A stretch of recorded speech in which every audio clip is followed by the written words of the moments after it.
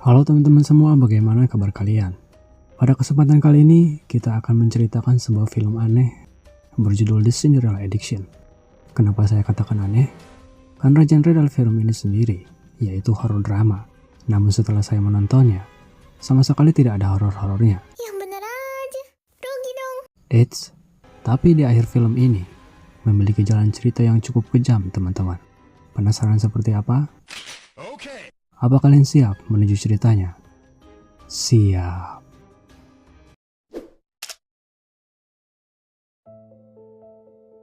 Di awal film, kita akan langsung diperkenalkan dengan si tokoh utama yaitu Koharu, yang diperankan wanita cantik bernama Tao Tsuchiya. Koharu sendiri bekerja di sebuah pusat konsultasi anak-anak. Namun siapa sangka di balik kecantikannya ini, Koharu memiliki masa lalu yang cukup kelam, di mana pada saat dia berumur 10 tahun, ibunya sendiri memutuskan untuk meninggalkannya.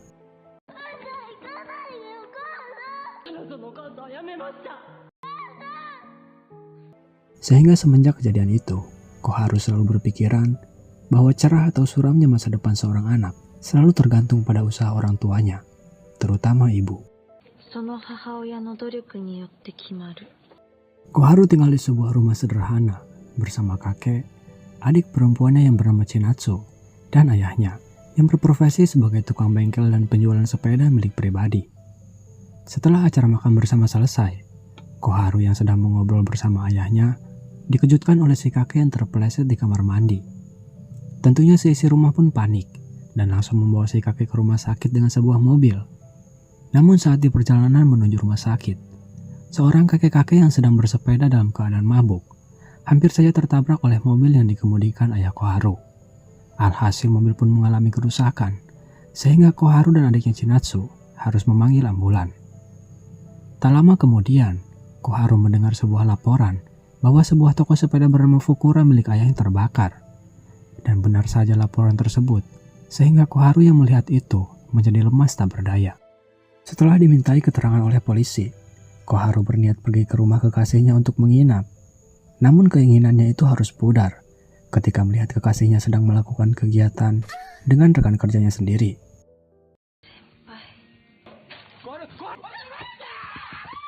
Setelah meninggalkan mereka, Koharu yang berjalan seolah tanpa tujuan kembali dikejutkan dengan adanya seorang pria tak dikenal dalam keadaan mabuk berat tergeletak tepat di tengah jalur kereta yang sebentar lagi akan melintas. Koharu yang sempat ingin menolongnya, namun dia ragu dan hanya melihat pria itu dari pembatas palang kereta api.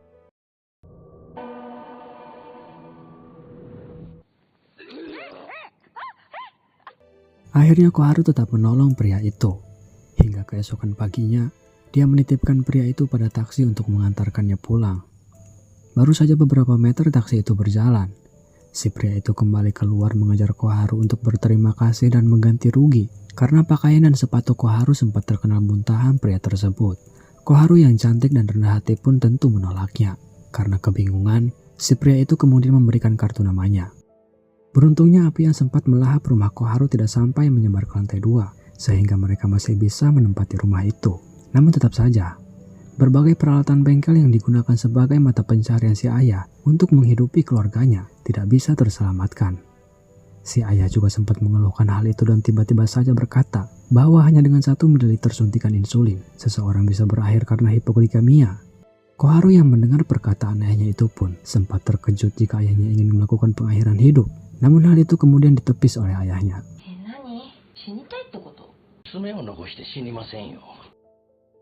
Begitupun juga adiknya Chinatsu, yang sebentar lagi akan lulus sekolah dan melanjutkan kuliah. Dia memutuskan untuk tidak melanjutkannya, dan lebih memilih untuk mencari pekerjaan untuk membantu meringankan beban keluarga, terutama ayah dan kakaknya Koharu, yang selama ini membiayai semua keperluannya. Keesokan harinya, Koharu mengunjungi kedua temannya untuk sekedar bersilaturahmi. Bahkan kedua temannya ini juga sudah mengetahui dan turut prihatin perihal hubungan asmara Koharu yang sudah dijalaninya selama 10 tahun, kini harus kandas.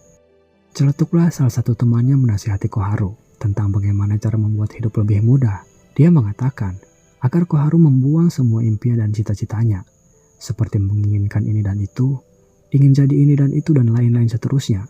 Namun jika segalanya tidak sesuai dengan apa yang diharapkan, tentunya Koharu akan kecewa dan marah dengan keadaan. Terkecuali jika bisa menerima dengan lapang dada, maka itu lebih baik. Biar bagaimanapun kembali pada diri masing-masing, karena pada dasarnya kita hanya bisa berusaha disertai doa, dan percaya pada Sang Pencipta yang maha menentukan segalanya. Setelah itu akhirnya, Koharu memberanikan diri bertemu dengan pria yang pernah diselamatkannya beberapa hari lalu. Dia bernama Daigo. Daigo sendiri adalah seorang dokter yang cukup mapan, memiliki satu anak perempuan, namun tidak memiliki istri karena menurut pengakuannya, istrinya sudah lama meninggal dalam kecelakaan mobil. Daigo pun membawa Koharu ke rumahnya untuk memperkenalkan Koharu dengan anak perempuan satu-satunya yang bernama Hikari. Koharu yang memang bekerja di bidang konsultan anak-anak, tentu dia paham bagaimana pendekatan terhadap seorang anak.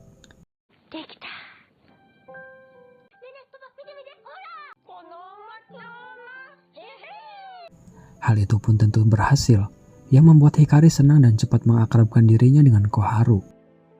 Daigo yang terperangah melihat keduanya seolah tak percaya, karena menurutnya selama ini Hikari adalah anak yang sulit sekali akrab dengan orang yang baru dia kenal. Koharu yang semakin terbuka dengan menceritakan tentang keluarganya. Daigo yang mendengar itu pun semakin berempati dan ingin membantu keluarga Koharu. Itu terbukti dengan membantu ayah Koharu mendapatkan pekerjaan sebagai pengurus mayat dengan bayaran yang tinggi. Tidak hanya itu, bahkan kakeknya juga dipindahkan ke rumah sakit dengan layanan VIP dan membantu Chinatsu dalam pelajaran matematika. Di samping itu juga, hubungan Koharu dan Hikari yang semakin akrab layaknya ibu dan anak. Semua yang telah Daigo lakukan untuk membantu keluarga Koharu, terutama si ayah pun, menawarkan Daigo untuk menikahi Koharu.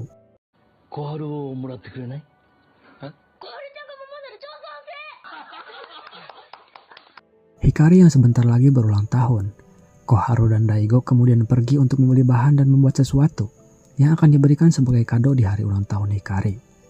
Keesokan harinya tepat setelah meniup lilin, Hikari tampak begitu senang menerima kado dari Koharu berupa sebuah tas pensil, apalagi setelah dia tahu bahwa itu dibuat oleh Koharu sendiri.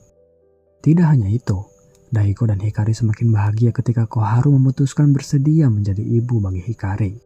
Di hari itu juga Daigo bersama Koharu dan anaknya Hikari segera pergi ke KUA untuk mendaftarkan pernikahan mereka. Ketika mereka mengunjungi rumah panti jompo, di mana ibu Daigo ini dititipkan, sang ibu sempat meragukan Koharu karena menurutnya akan menjadi seorang ibu dan telah menjadi seorang ibu adalah hal yang sangat berbeda. Namun akhirnya si ibu pun meminta maaf atas perkataannya tadi dan akhirnya merestui pernikahan mereka.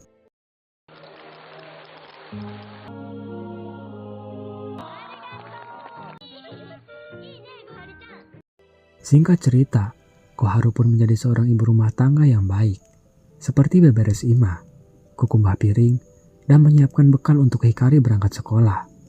Semua Koharu jalani dengan amat sangat bahagia. Namun berbeda dengan Hikari yang cemburu dan menangis, karena anak laki-laki yang dia sukai bernama Wataru, lebih memilih menemani anak gadis lain bernama Kurumi ketimbang dirinya. Hal itu terbukti dengan sebuah foto yang berada di kamar Hikari, menutupi wajah dari si anak gadis tersebut. Suatu pagi seperti biasa Koharu bangun lebih awal untuk mempersiapkan makanan bekal Hikari bersekolah dan tak sengaja melepaskan cincin pernikahannya. Setelah Daigo dan Hikari berangkat, Koharu melanjutkan aktivitasnya membersihkan rumah. Tak lama karena melihat pintu yang terbuka, Koharu pun memasuki ruangan itu yang ternyata adalah ruangan pribadi milik Daigo. Koharu sedikit terkejut ketika melihat sebuah lukisan dirinya beserta Daigo dan Hikari. Tanpa diduga-duga ternyata Daigo kembali, lalu menjelaskan bahwa lukisan itu belum selesai dia buat. Daigo yang tidak melihat cincin di jari Koharu sempat menanyakannya. Dengan cepat Koharu pun mencari cincin tersebut. Tepat saat Hikari pulang sekolah, Koharu merasa aneh dengan sikap Hikari yang tidak menjawab beberapa pertanyaannya. Sehingga ketika Koharu menanyakan di mana tas pensil yang pernah dihadiahkan padanya, Hikari menjawab bahwa Wataru telah mengambilnya. Tuduhan semakin kuat ketika Daigo mengatakan bahwa bocah bernama Wataru jugalah yang pernah melemparkan bola pada Hikari, sehingga mata Hikari memar dan sempat memakai penutup mata. Singkat cerita, Koharu dan Daigo mendatangi sekolah Hikari untuk menegur kepala sekolah yang dianggap gagal dalam merespon insiden pencurian ini. Daigo juga berpesan untuk kedepannya agar pihak sekolah mau lebih berpihak pada anak-anak yang lebih lemah seperti Hikari. Diketahui akhir-akhir ini, Jepang sedang mengalami adanya virus influenza yang menyebar di beberapa daerah. Daigo adalah salah satu dokter yang ditugaskan untuk memberikan vaksinasi terhadap anak-anak di sekolah, termasuk sekolah yang ditempati Hikari saat ini. Tak lama setelah itu, salah satu guru menghampiri Koharu dan mengatakan bahwa Hikari selalu menangis karena selama ini dia tak pernah ada yang membuatkan bekal makan siang untuknya. Koharu yang mendengar hal itu pun tentu saja heran, karena semenjak dia menjadi ibu bagi Hikari, Koharu selalu membuatkan bekal makanan untuknya. Berkat teguran dari pihak sekolah, bocah bernama Wataru dan ibunya datang ke rumah Daigo untuk meminta maaf. Namun di sini Wataru tidak mengakui kalau dia mencuri tas pensil milik Hikari. Perilaku Hikari semakin hari semakin diam dan sulit dimengerti, hingga membuat Koharu sedikit emosi. Hikari, ちゃんと箸使って。Hikari. Hikari. Sebagai menantu yang baik, Koharu menyempatkan mengunjungi mertuanya yaitu ibu Daigo di sebuah panti jompo. Dari sini kita bisa mengetahui dari penjelasan sang ibu, bahwa Daigo sejak dulu memang sering mengalami perundungan. Meskipun berpindah-pindah sekolah, namun tetap saja Daigo selalu mendapatkan pembulian. Sehingga pada suatu hari, Daigo menangis dan berteriak kalau ibunya tak bisa membantunya sama sekali. Si ibu yang pada saat itu juga liar, dia tak sengaja menampar pipi kiri Daigo yang hampir saja membuatnya tuli. Sejak saat itu sampai Daigo sukses, dia membenci ibunya sampai-sampai menitipkan ibunya di panti jompo hingga saat ini. Scene beralih di sekolah, di mana Hikari semakin terbakar cemburu melihat Wataru dan Kurumi semakin dekat. Saat jam pulang sekolah, Hikari yang sedang menuruni tangga, tiba-tiba saja berbalik kembali menuju kelas, dan sepertinya ingin melakukan hal-hal yang di luar jangkauan. Sekembalinya Koharu dari panti jompo, dia memanggil tukang kloset. Karena tiba-tiba saja kloset di rumahnya mampet. Namun Koharu dibuat terkejut karena sebuah tas pensil Hikari yang pernah dia berikan adalah penyebab mampetnya kloset. Koharu mulai berpikir ada yang tidak beres dengan perilaku Hikari. Mengingat sebelumnya Hikari pernah mengatakan bahwa temannya yang bernama Wataru lah yang mencurinya. Emosi Hikari semakin tak terkendali ketika dia bersikeras ingin memakai sepatu merah, yang padahal itu sangatlah tidak sopan untuk menghadiri sebuah upacara pemakaman. Apalagi yang meninggal adalah teman sekelasnya, yaitu almarhumah Kurumi. Alhasil, hal itu pun menjadi bahan gunjingan orang-orang yang menghadiri acara tersebut.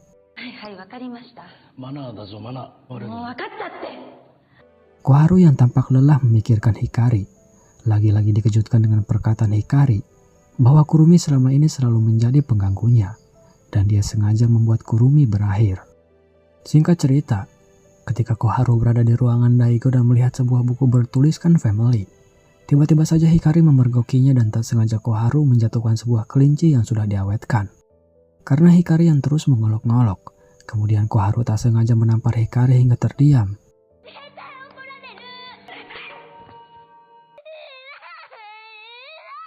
Daigo tentu saja memarahi Koharu atas apa yang dia lakukan pada Hikari, sehingga tanpa berpikir panjang Daigo pun mengusir Koharu dari rumahnya.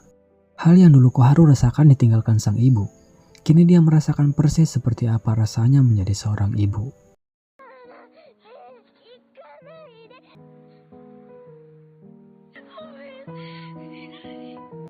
Namun akhirnya Koharu tetap meninggalkan Hikari. Sempat ingin kembali ke rumah, namun entah kenapa Koharu mengurungkan niatnya dan terkesan kurang waras dengan mengayunkan anak orang lain sampai ketakutan.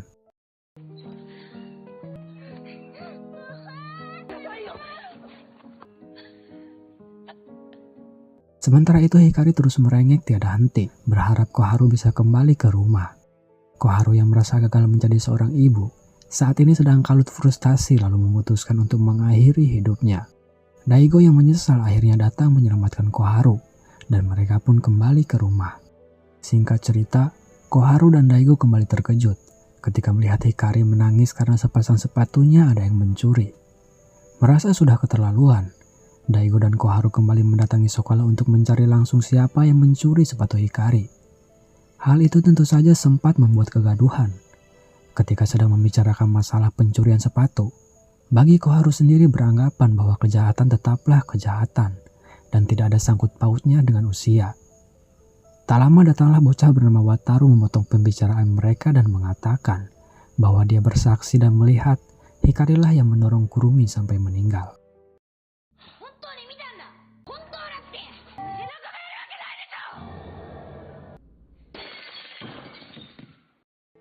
Daigo dan Koharu yang tak tahan karena mendapat tuduhan dan sanksi sosial. Tiba-tiba saja Koharu mendapatkan sebuah ide gila, yaitu dengan cara menghabisi seluruh teman-teman Hikari dengan menyuntikkan insulin takaran dosis yang tinggi. Keesokan harinya mereka berdua pun datang menyamar sebagai dokter untuk menyuntikkan vaksin influenza pada seluruh siswa di sekolah. Pada kenyataannya, jangankan 1 mili insulin yang dapat menewaskan seseorang menurut perkataan ayah Koharu, Koharu dan Daigo ternyata lebih iblis lagi. Mereka dengan tega menyuntikkan 10 mili insulin untuk satu siswa. Di sini Koharu sempat terdiam ketika mendapatkan sebuah kertas dari salah satu siswa yang diberikan padanya. Namun semuanya telah terjadi. Nasi sudah menjadi bubur, dan bubur tak akan menjadi nasi. Saya pamit mundur. Salam undur-undur. Dan film pun berakhir.